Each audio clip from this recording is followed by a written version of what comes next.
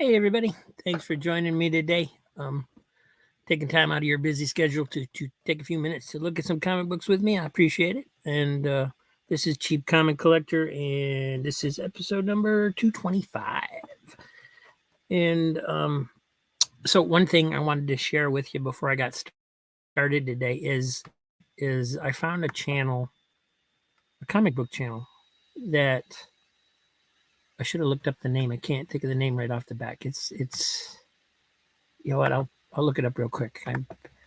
Anyway, this channel has over 90,000 subscribers, and it's a comic book channel. I mean, I've never seen a comic book channel this big before.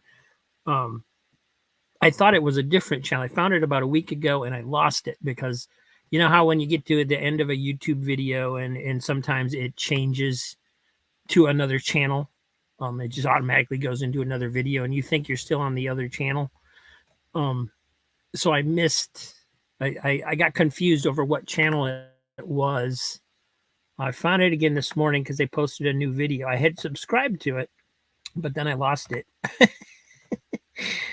because I have a lot of subscriptions, so a lot.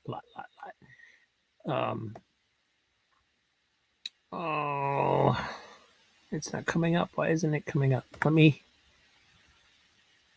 Let me click on subscriptions. Should be here. And maybe you guys know what this is. I don't know. It's the first time I saw the channel. There it is. Near Mint Condition is the name of the channel. Near Mint Condition.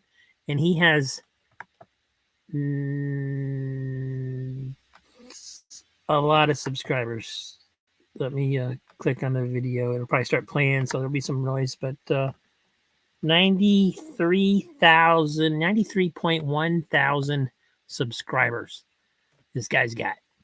And basically he goes over graphic novels and omnibuses and hardcover collections and things like that. So it's a little bit different. It's not strictly comic books, but I was just astonished to find a comic book channel that had that many subscribers. I think the highest I've seen is in the 20,000 range. I know my buddies at Comics Den have quite a few. Mint Hunter has quite a few. I mean, they're in the multiple thousands. But I was just astonished that there was a comic book channel out there that had that many. So, I look back at his old videos. He's been doing it for 7 years. He's got over 3,000 videos. So, been doing it a while. And very professional, very slick, very, very, very well done video. He just reviewed the ROM omnibuses that are coming out. They'll probably be out by the time you see this. And of course, those are like $150 books, so I'm not getting them anytime soon. But it looked cool. It was a good book. And anyway, I just thought that was interesting. I thought it was interesting. And let me get rid of that and switch over to the other channel so we can the other camera so we can get started here. Once again, thanks for joining me. We're doing a What Am I Reading today because we haven't done one of those in quite a while. And there we go. Let me get this out of the way. Let me lose this. I just put that. Now that I can put those banners up there, I don't need that anymore. I just use it to show where to put the comics on the desk. Get the light on. There we go. Nice. Okay, so before we get started, let me mention that we are doing a live stream tomorrow. It's Saturday, 12:30, approximately 12:30, whenever Comic Book Memories show gets over.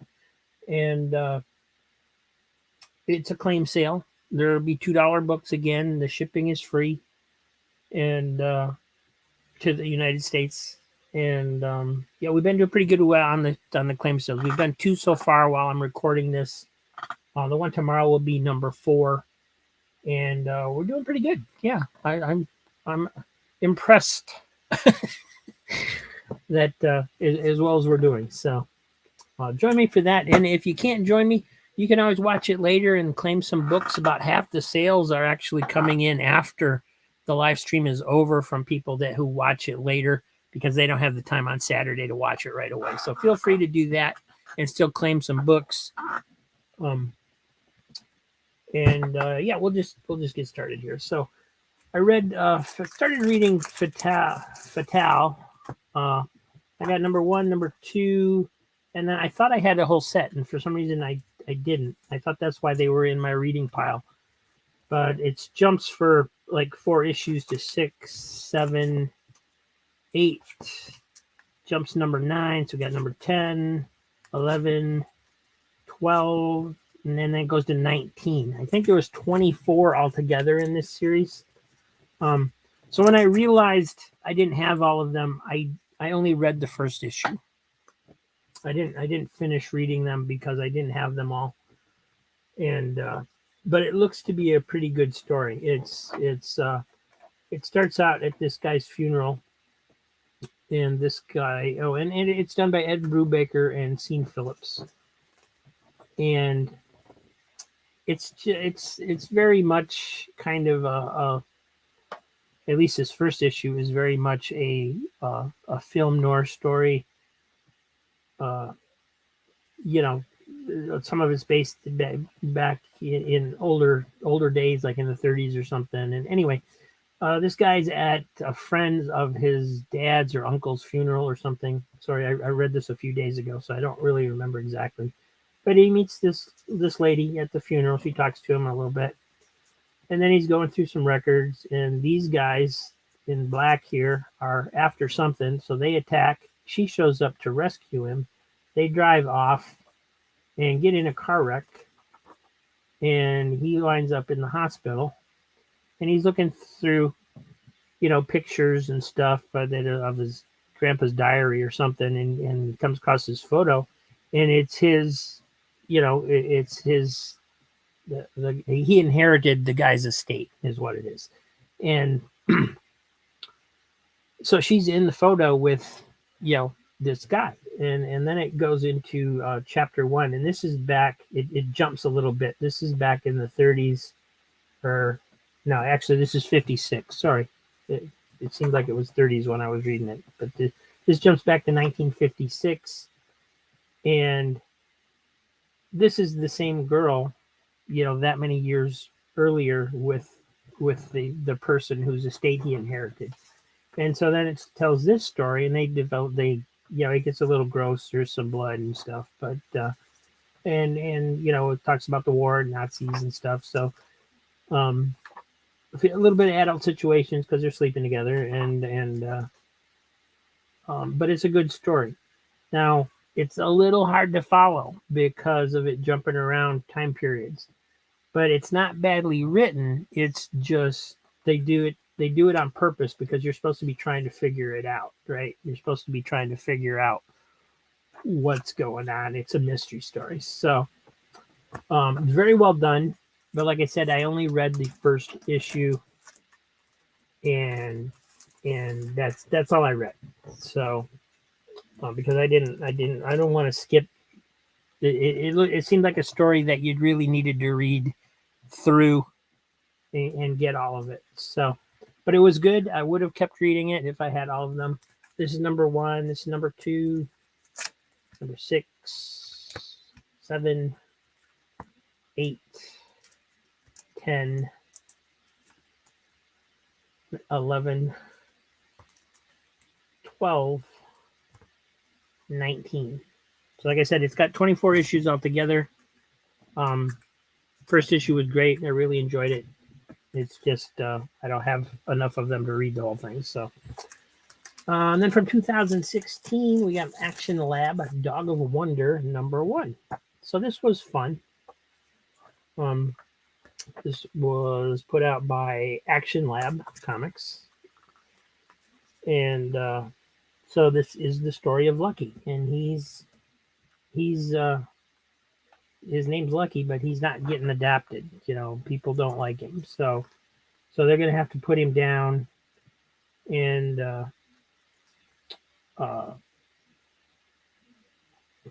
so this dog shows up to rescue him, and meanwhile the the people of the city are questioning the city council about why the dogs are disappearing all over town, and So meanwhile, yeah, this dog action lab is rescuing the dogs that are going to be destroyed, basically.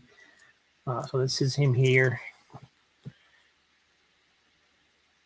and it was fun. It was very cartoony, and I mean it could easily be a cartoon. Um, it would actually make a pretty good cartoon. So and it continues into to more issues, but it was fun. I enjoyed it. Um, it was kind of silly because you got talking dogs and dogs with mechanical parts and things like that. But yeah, anything's possible in comic books. So there you go. And for some reason, that's got a 131 sticker that ended up on that cover. I'm just gonna get rid of that. And then you got Heroes Hotline. Oh, that's because that was the bag for the other one. All right, this is the bag for this one. I'm confused. Here we got Hero Hotline #1. So I remember when this came out, it looked silly, and it is silly. This is from 1986, and it's basically got the same creative team as Amazing Man. Bob Rozakis and Stefan DiStefano, Kurt Schaffenberger doing some of the art, and it's a DC comic. It is in basically about this company that has a whole bunch of people with kind of minor powers.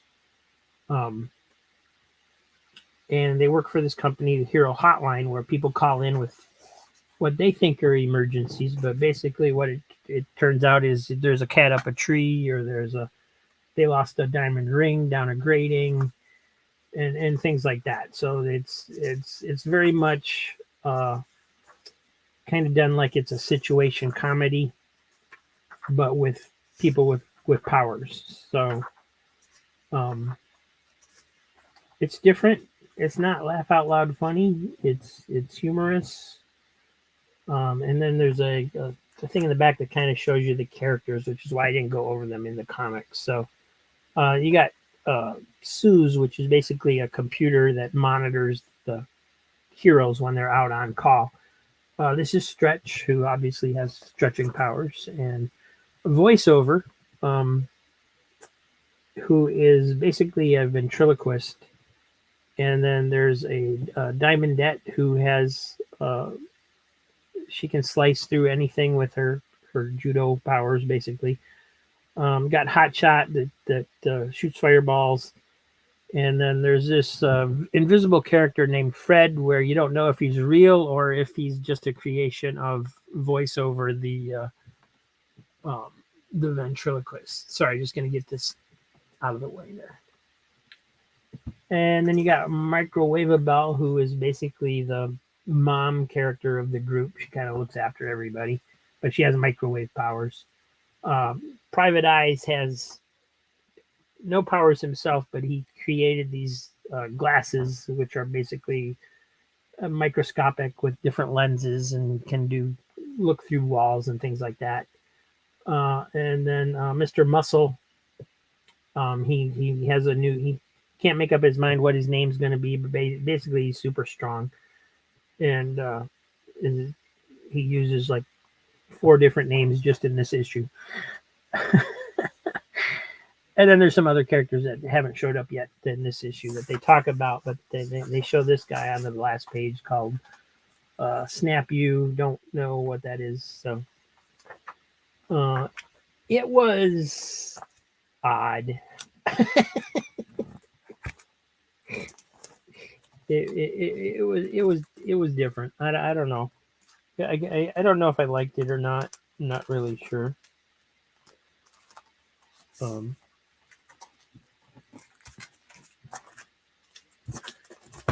don't know. It was fun. It was a fun read, I guess. But like I said, there was nothing especially funny about it. It was just humorous. And of course, you got Superman, Wonder Woman, Batman on the cover. Yeah, they're just there to sell the book. They don't show up inside at all. And then I tried this one, Old Dog #1. I've heard He Pop mention this series a few times that he was reading it. So I checked this one out. But when I came in, I put it in my reading pile to check it out. It's by Declan Shelby, who apparently is the writer and the artist. And I usually like comics that have the same writer and artist. They usually have a sense of story and vision to them a lot of the time. The most famous comic creators of all time, people like Karl Barks, Will Eisner, Walt Kelly, they did their writing and their art. So anyway, the people that you think of that are actual legends. And I'm gonna have to remind myself a little bit on this one. But there's an old CIA operative who basically the agency treats him like crap, because he made a mistake somehow.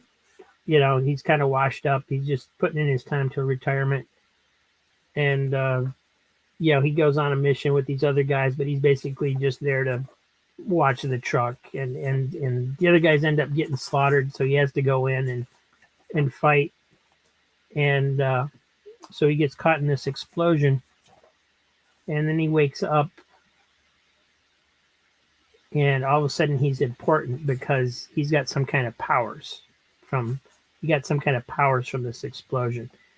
And then they team him with this girl who apparently is his daughter. She calls him dad at the end. You don't really know if it's really his daughter or if it's just her calling him that. I would assume it's really his daughter, since that's kind of the cliffhanger ending of the first issue. It was good. It's basically a spy story, and very well done. And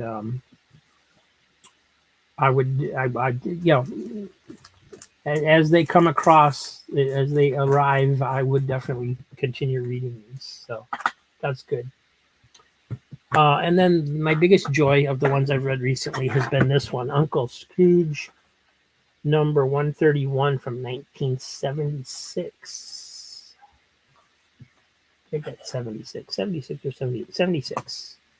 So this is in really nice condition for how old it is. No rips or tears or anything. Nice shiny cover yet.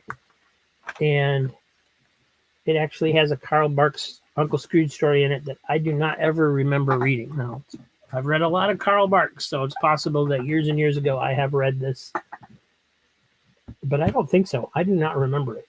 And it reads a little bit like one of the 10-pager stories, but it's not. It's a longer Uncle Scrooge story. It originally appeared in Uncle Scrooge 66.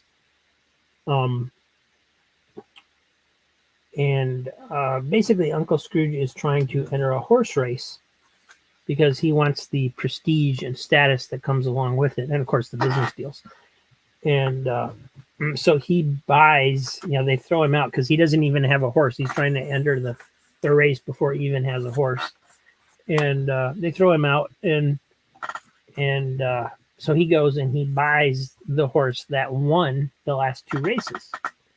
But this horse has a problem. Every time he hears a loud noise or an explosion, he goes and jumps in the water. And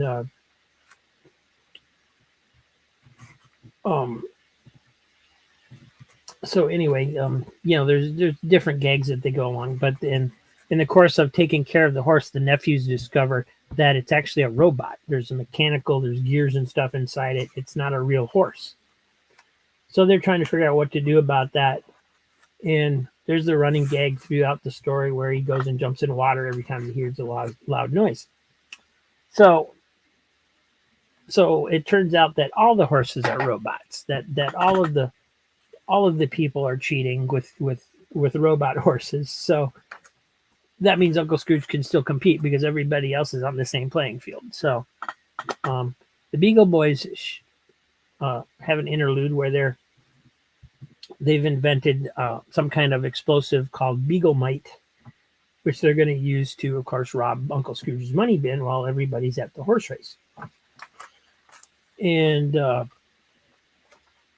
there's a lot of gags in this story. It's not strictly an adventure story. A lot of that is why it reads like a 10-pager story, very similar to some of his other race stories that were only 10 pages. But this expands on that and so forth. So anyway, the Beagle Boys got some time to kill, so they go to the race, and they hide their explosive underneath some blankets because they think it's they don't want it to get wet or something. I don't remember. And anyway, the explosive gets put in the saddle blankets of the horse that Donald is riding on. So they clear the track and everything, and Donald Duck has blinders on, so he doesn't pay any attention to the girls that are waving at him and stuff, so he can concentrate on the race. And so everybody basically abandons the racetrack because they find out there's this explosive on the horse. And so, in a rare act of heroism, Uncle Scrooge destroys the expensive crystal trophy that everybody wants to win, including him, in order to save the day, because the noise of the crystal orb shattering scares the horse, and he goes and jumps in the water, which of course negates the explosive. So anyway, it was a fun story. Like I said, Carl Barks' story that I'm pretty sure I've never read before. If I had, it was just once a very long time ago. There's also a Mickey Mouse text story from Uncle Scrooge 22 in there. So it's all reprint, but it's very much a fun story to read. Not often I get to read some Carl Barks that I don't remember or haven't read quite a few times. So that was a pleasure for me. So yeah, keeping these two. These will go into the sale tomorrow. So please join me for that if you can, and take a look at it later. And what we got coming up? Coming up, we have, after the sale starting Sunday, we've got the new eBay source. Yeah, I found a new source on eBay, new seller on eBay that I think will be a good source for cheap comics. I'm going to share that over with all of you over a couple episodes, and so that's what's coming up next after the claim sale. Thanks for watching, everybody. Please like and subscribe, and we will see you hopefully tomorrow, but see you soon. Have a great day.